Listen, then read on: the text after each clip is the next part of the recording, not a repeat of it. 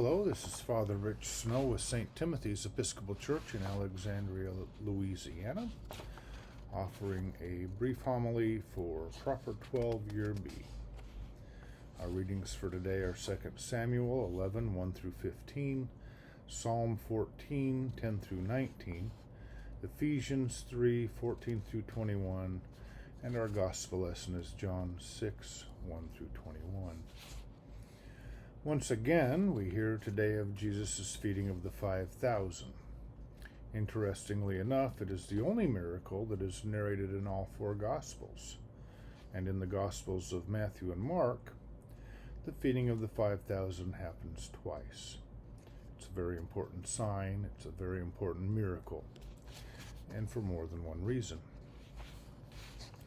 Jesus takes a small offering of bread and fish, gives thanks for them, and distributes the food to the hungry crowd, the 5,000. There is enough bread for 12 baskets full of leftovers, and as far as the fish, we are told that everybody ate as much as they wanted. Care is taken with the leftovers.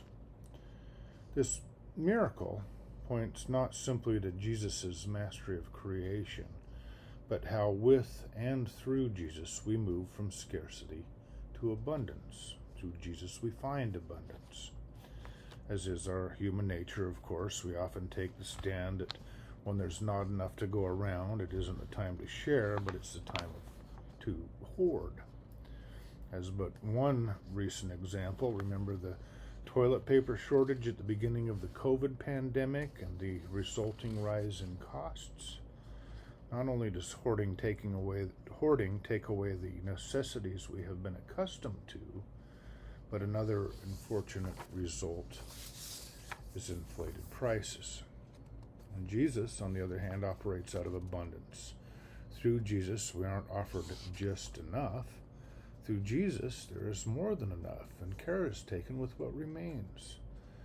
With this 5,000, there is fish enough for all to get what they want, and bread enough to gather together 12 baskets full of leftovers. The feeding of the 5,000 is a miracle that points beyond Jesus to stories of the prophets. As the people were brought out of Egypt, Moses fed them with manna, the bread of angels. Each day, God gave the people the food they needed. There was always enough, and nothing could be hoarded.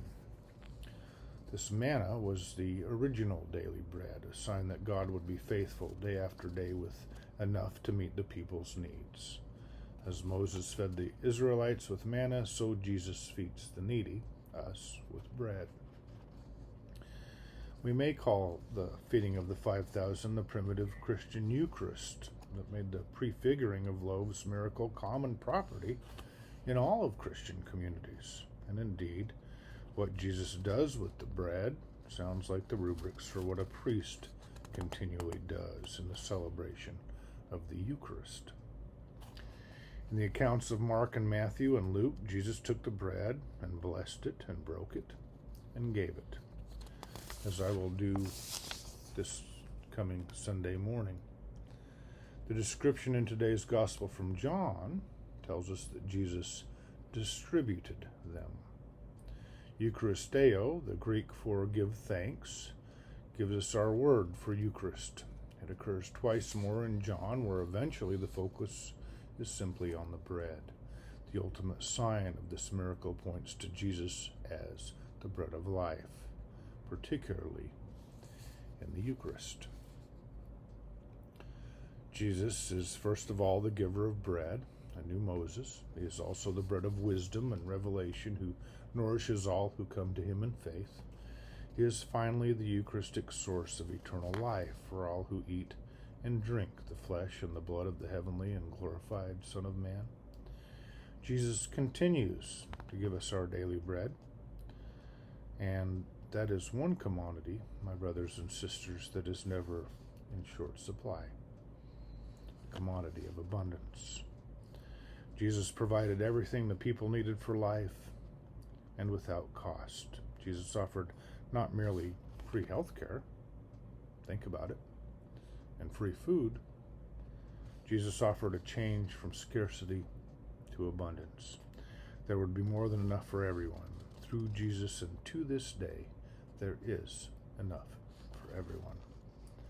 As members of St. Timothy's, as members of the Episcopal Church, as Christians, and as our collect for this day reiterates, with Jesus we are to offer our very lives, ourselves, our souls, and our bodies as a living sacrifice. And we are to offer ourselves out of abundance. Then Jesus took the loaves, and when he had given thanks, he distributed them to those who were seated. Amen.